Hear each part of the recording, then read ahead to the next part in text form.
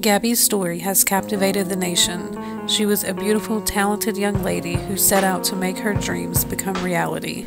Her downfall was her fiancé, Brian, who she called a downer after realizing that he didn't believe in her capabilities. They set out to travel across the country for what seemed like their perfect adventure, from vision to reality.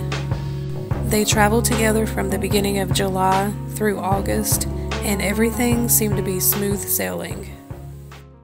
Until it wasn't. There were several incidents where Gabby and Brian were seen fighting in public. And if Brian's rage was seen so often out in public view, it makes you wonder how bad things must have been behind closed doors. It's hard for us to see that Gabby and Brian's relationship was not a healthy one, far from what it looked like on social media, because we didn't know them. But what about those who did know them? What about the people that they lived with, the people who saw them interact with each other on a day-to-day basis? I'm talking about Brian's parents, Chris and Roberta Laundrie. Did they know that Brian and Gabby had a toxic relationship? Did they know if there was abuse? Did they know that their son had a temper? Did they ever suspect that Brian could ever hurt Gabby? What exactly did they know before and especially after Brian allegedly took Gabby's life?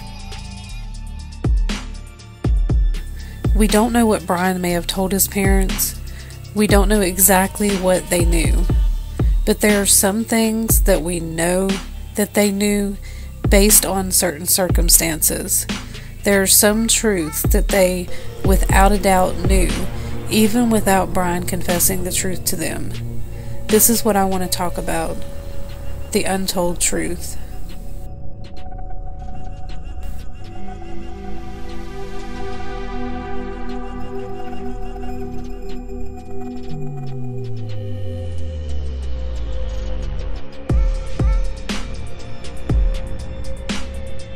One fact that is known is that Gabby lived with Brian at his parents' house.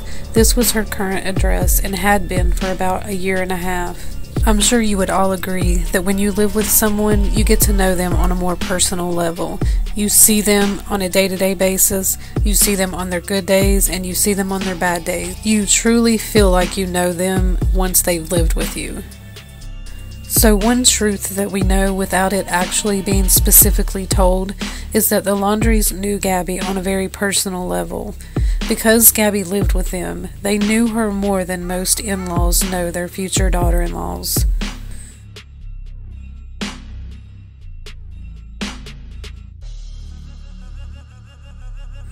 It's pretty much a given that they would also have knowledge of Brian and Gabby's relationship. They would know if their relationship was good or bad. It's really hard to hide arguments and fights from the people that you live with. If Brian and Gabby fought in public, they probably didn't hide their fights from Brian's mom and dad very well.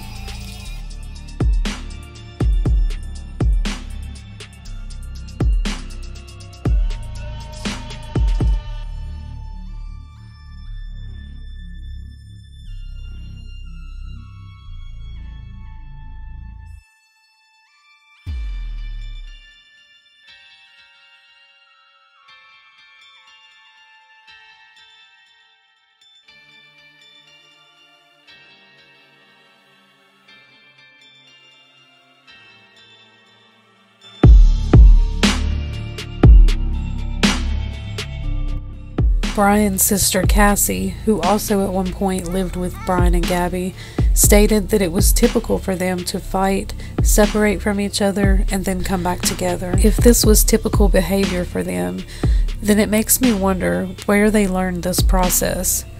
Were they following advice given to them? Possibly advice given by a parent and someone who may have witnessed heated arguments and fights?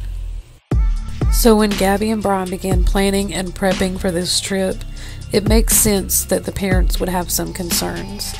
If they had shown signs of an unhealthy relationship in the past, it's possible that Brian's parents would have given some advice and tips on what to do if things got a little rocky during this trip.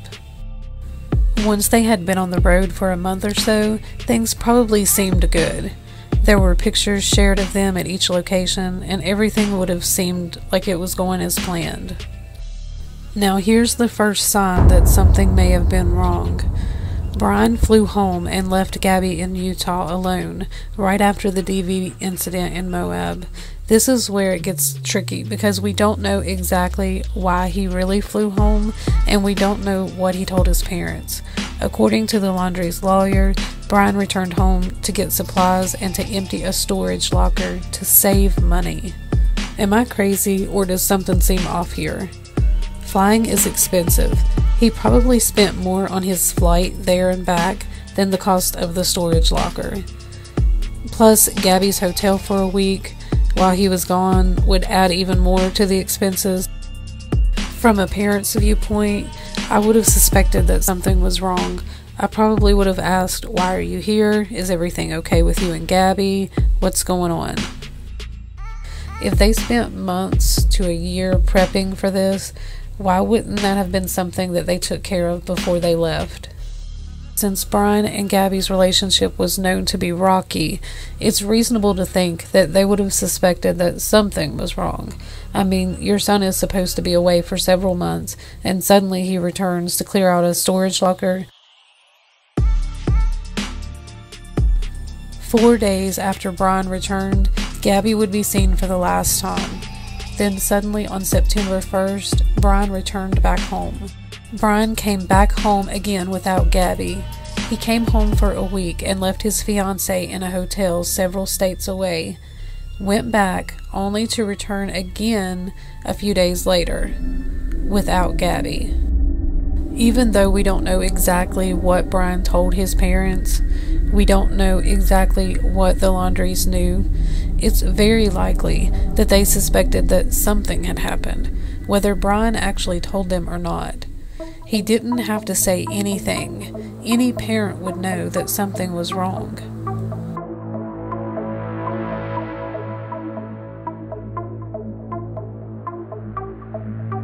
Oftentimes what someone doesn't do speaks volumes. They didn't call Gabby's parents. They didn't call the police. Life continued as usual for the Laundries. This is why people were outraged. This is what makes people believe that the Laundries didn't care about Gabby. It's hard to imagine that someone would not question Gabby's whereabouts and just carry on with their lives in this scenario. They either didn't care enough to even ask questions, or they did have questions and they just didn't care enough to get answers to their questions. It's one or the other.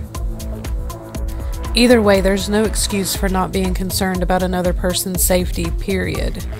When there's public outrage, there's always a good reason for it. The lack of care for Gabby was completely unacceptable.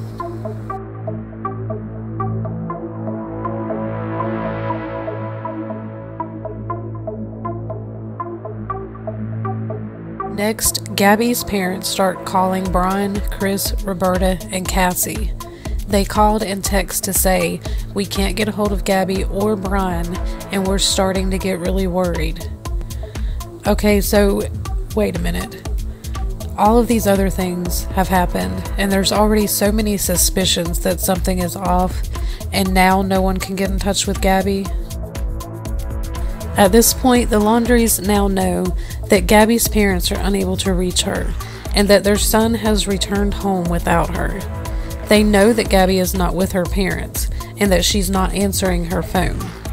When someone is not answering their phone, the first thought is always that they are not okay. You typically worry about that person until someone is able to get in touch with them. The fact that Gabby's parents called the Laundries looking for Brian and Gabby tells us a lot about what the Laundries knew at this time.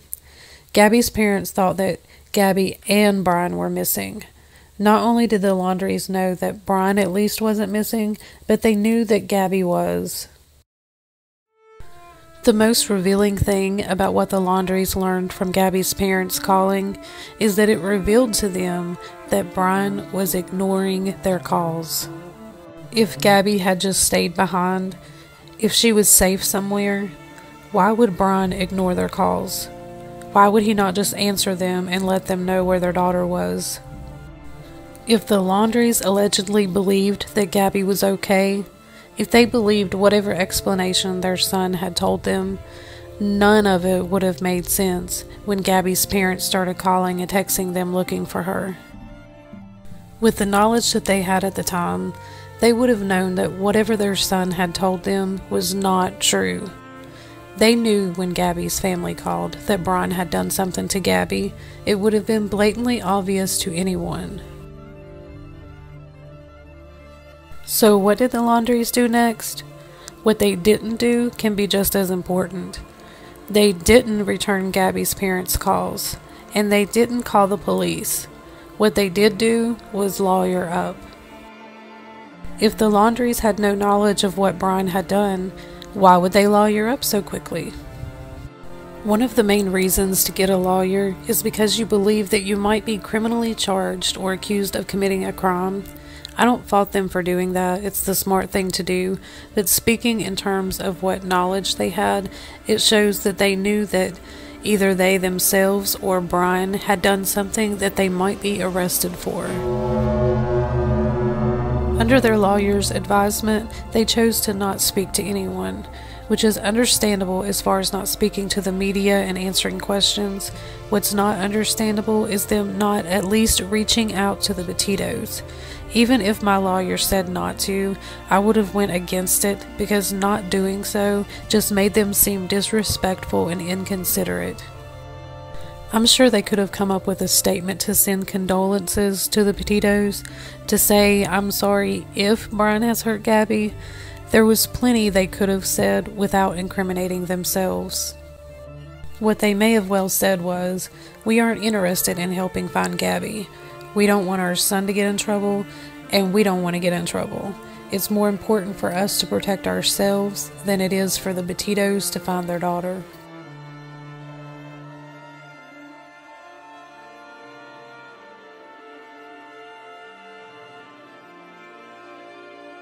When their son went missing, suddenly they were ready to speak to the police. Not about Gabby, but they were concerned about Brian. They were worried that he may hurt himself, so they were ready and willing to talk to the police if that meant that they would possibly bring Brian home safely. It's sad that they didn't feel the same concern for Gabby because it was too late for Gabby to be able to come home. And it's likely that the Laundries already knew this. The Petitos spent days not knowing where their daughter was and wondering why the Laundries wouldn't help them find her.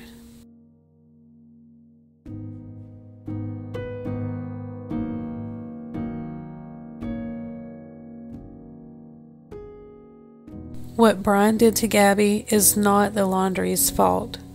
They had no control over what their son did. They only have control over their own actions. But after the fact, their actions spoke loudly. Near Grand Teton National Park in Wyoming at the Spread Creek camping area. This is a devastating incident. The search who disappeared weeks ago while on a trip with her fiance, Brian Laundrie. Gabby's family notified Sunday's discovery just minutes after the FBI's announcement. Joseph Petito, Gabby's father, posted this picture on Twitter, writing, "Gabby Petito, she touched the